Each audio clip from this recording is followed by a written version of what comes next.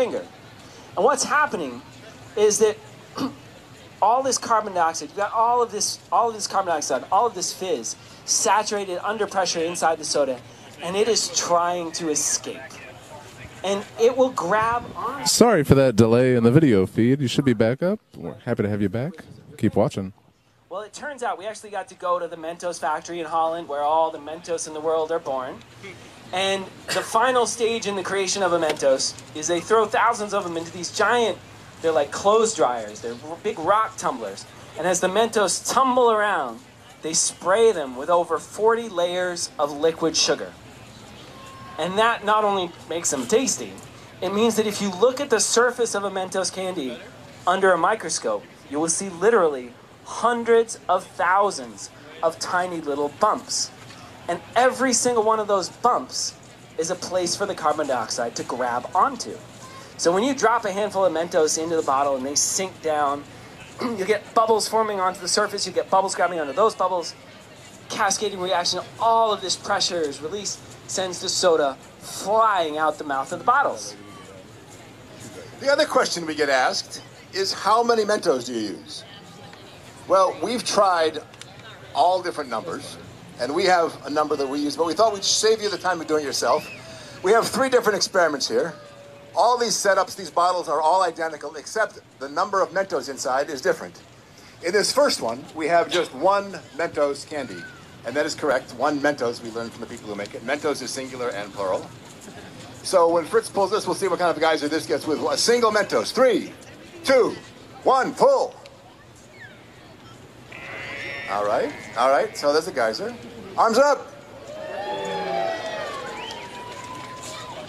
This next bottle has 5 Mentos. Let's see what this looks like. 3, 2, 1, pull. Now we're talking. Arms up.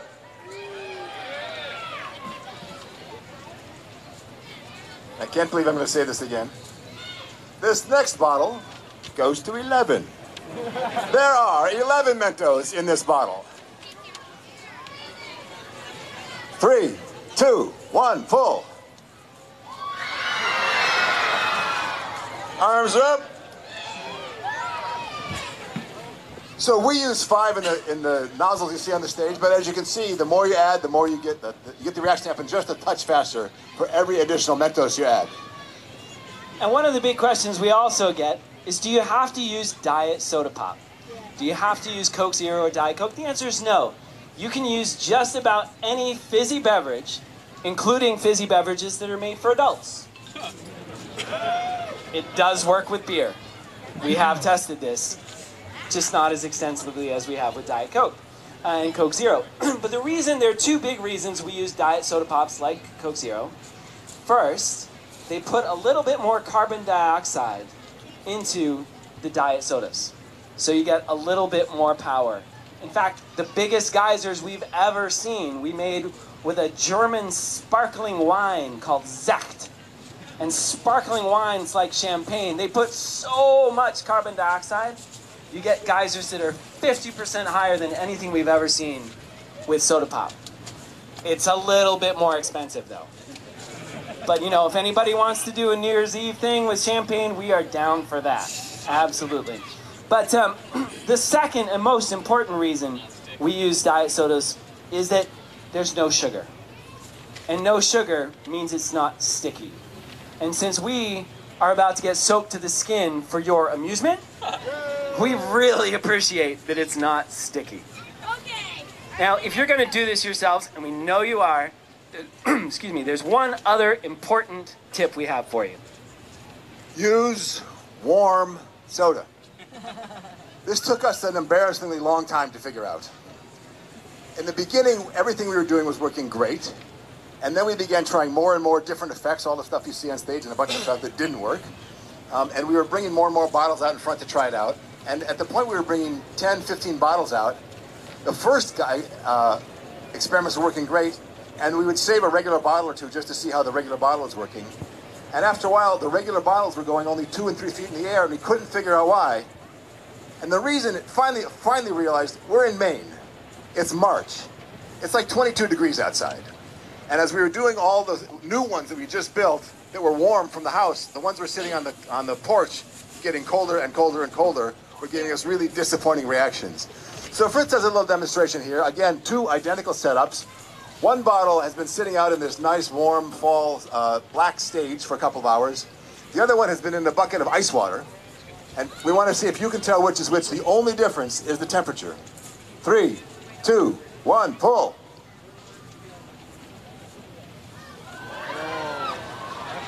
Oh, wow. Still going, still going. Arms up.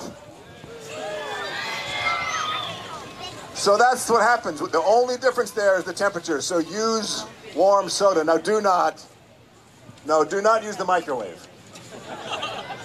If you want to do it and your soda's in your refrigerator and you don't want to wait to leave it out, just put it in your kitchen sink, put that full of hot tap water. In 5 minutes you'll have soda that's perfect temperature, much more safely than the other way. And to give you just one little cautionary tale before we get to the grand finale, one little cautionary tale for y'all. A few years ago, a woman came up to us and she said, "Oh, you're the ones. You're those Coke and Mentos guys. My daughter tried your little Coke and Mentos thing in the car on the way to the airport."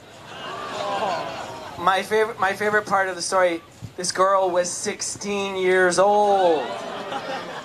So while we do want you to try this at home, we do recommend you wait until you get home.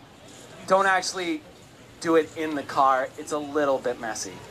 So we hope that you'll visit our website, epbird.com, EEPYBIRD, epbird.com, or visit our Facebook page at epbird. And let us know what crazy experiments you're up to. You'll see our videos of 250,000 sticky notes, videos with a Coke and Mentos powered rocket car, where we took all this power that you see here and harnessed it to achieve a fuel efficiency of 1 foot per liter. But we went 200 feet, so that's pretty cool. So we hope you'll check all of that out. Now, after the show, in just a few minutes, there will be 108 bottles of Coca-Cola on this stage. There will be about this much soda pop left at the bottom of every bottle. It will be warm, it will be flat, and it will have a slightly minty aftertaste. If you would like a souvenir of your time here at the EP Bird Coke and Mentos show, if you would like a souvenir of your time here at World Maker Faire, come on over to the sides of the stage, line up. About 5 minutes after the show, we will have 108 bottles to give away to take home. Yes, indeed. I think that's it. Are we ready to rock and roll? Absolutely. We want to say one more time, we just want to say we are so happy that Maker Faire is here. This is truly our favorite place to be. Thank you so much for coming out to World Maker Faire. Let's make a big mess.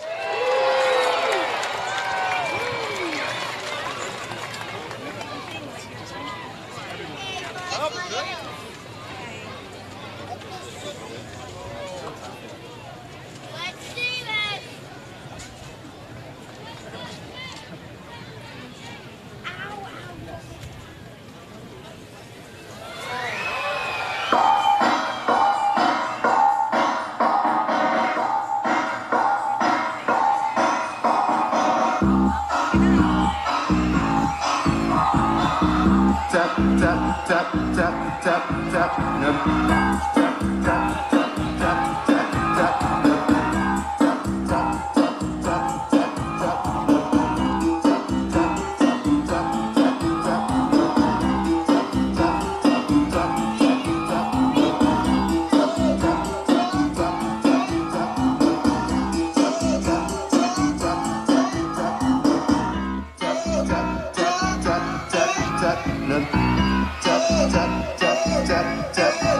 tap,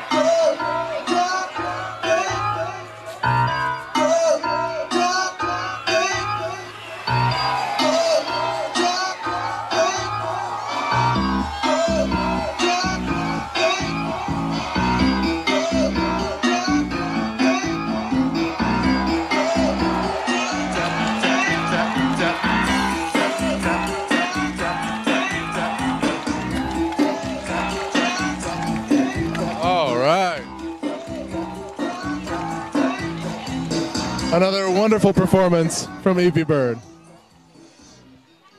Oh my goodness gracious, I am wet. I am wet.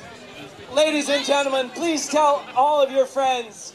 Please tell all of your friends we will be back here tomorrow, same time, 5:30, right here at World Maker Faire. Once again, we are EP Bird. Thank you for coming out to World Maker Faire.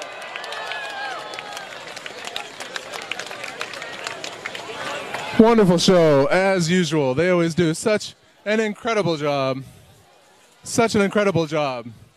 So I'm going to try to reunite with the camera crew, which I can see on the hill. There's such a massive crowd. We may try to work our way over to do an interview with the guys from EP Bird. We'll see if we have time, if we can get through the crowd. We're going to see if we can get over and do an interview. But as you can see, the crowd here is pretty thick. I don't know if we're going to make it over there. We're going to try to get all the way to the stage. And it's packed tight. We're going to try to get over there. All right. We'll see if we can get out. We're going to squeeze out. All right. So yeah, the sun was pretty intense, but it was really kind of a cool effect. For those of you who have tuned in before and seen our show, it's interesting to compare. Kind of hard to navigate in the crowd, though. So we're going to get over here and see if we can't do a quick interview with EP Bird themselves. All right. We're close. We're close. The crowd is dissipating. Now, it's really funny. If you look over here, if we get a chance to look, we'll see children lined up all around the stage to try to get half-empty bottles of Coke Zero with a slightly minty aftertaste. Completely flat. And these kids will get it, and they will drink it. What a fun show. What a fun show. What a fantastic show.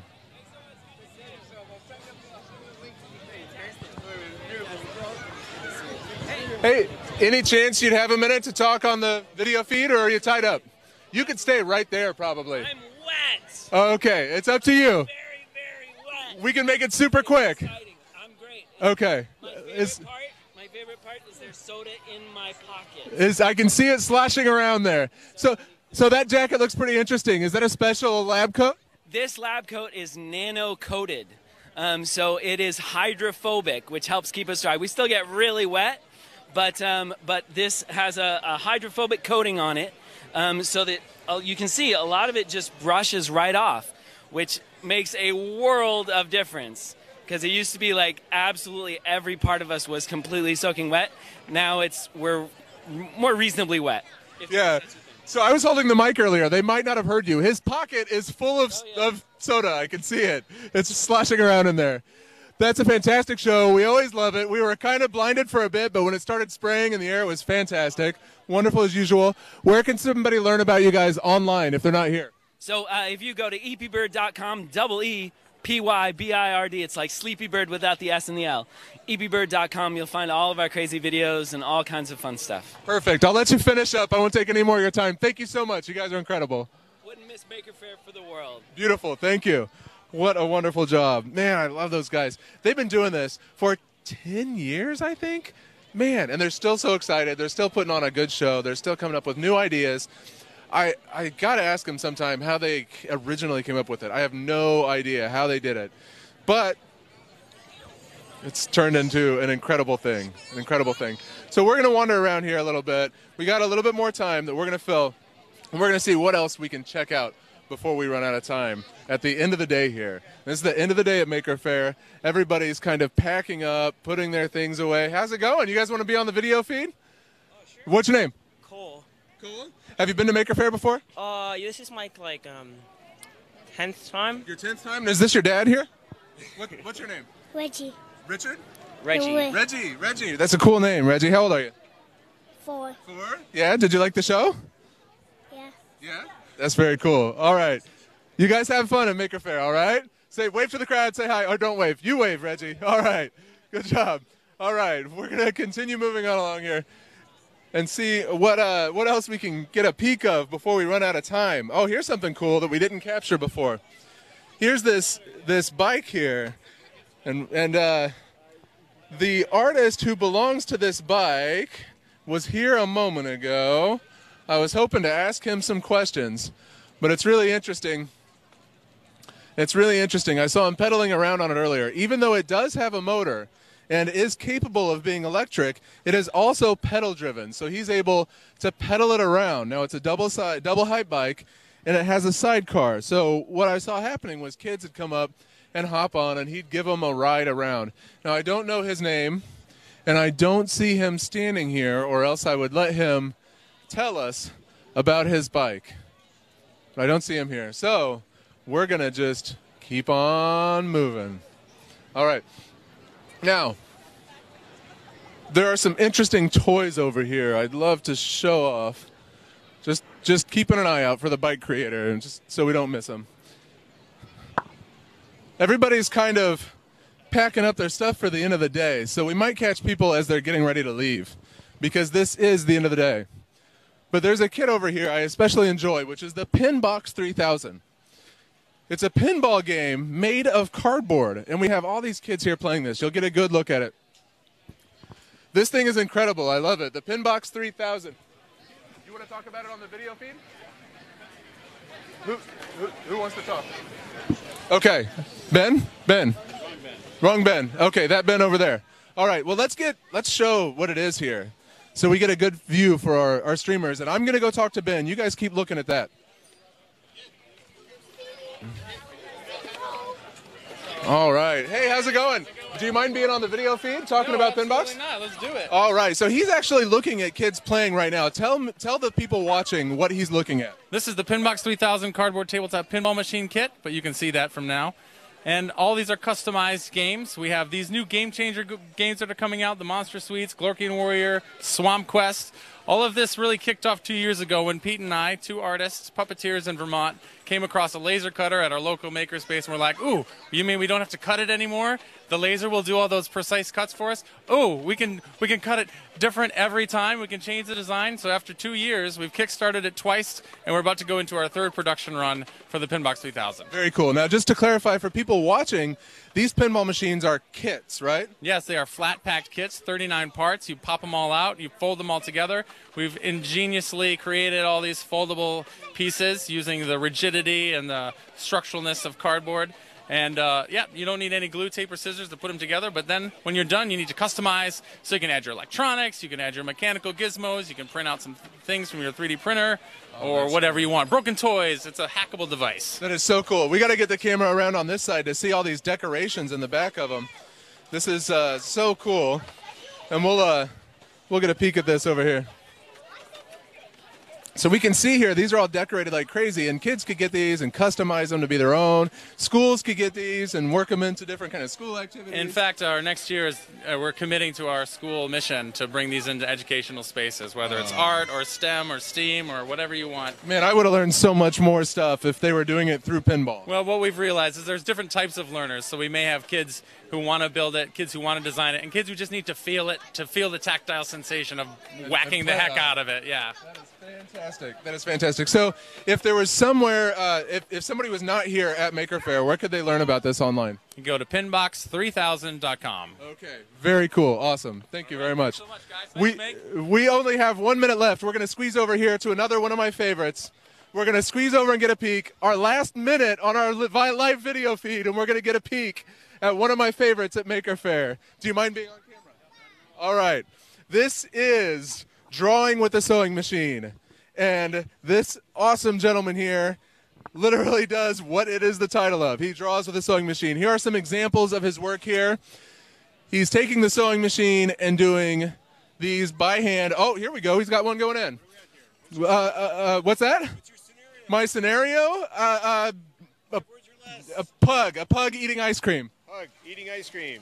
Okay, and so I've told him a pug eating ice cream. And here he is. He's drawing this little pug. Pug eating ice cream. Sorta here. That's okay. My pug's really ugly. Oh yeah, that almost looks like a bunny. Yeah, it's like a bunny pug. I like bunny pugs. I'm a fan of bunny pugs. So real quick, before we run out of time, Yes. tell me, is there anywhere people can follow you online? Sure, Pnosa is my Instagram or my website. It's all Pnosa. Okay, PNOSA on Instagram. All right. Follow him on Instagram. Yeah, I'm on this sewing tour around the country here to make custom patches for people with my Fantastic. bicycle and solar-powered sewing machine. So cool, so cool. I love watching this. I love seeing this at Maker Faire. Thanks so much for coming to Maker Faire and showing this off. And here we go. We have a pug, and it looks that looks like a cat or a bunny to me eating ice cream or singing karaoke. They're all bunnies to Caleb. There we go. Look at that. Pnosa on Instagram, drawing with a sewing machine. Wonderful work. I love it. One of my favorites. Thank you so much. And that is the end of our live feed for today. Thank you so much for joining us. We'll see you tomorrow. Woo! All right. Thank you.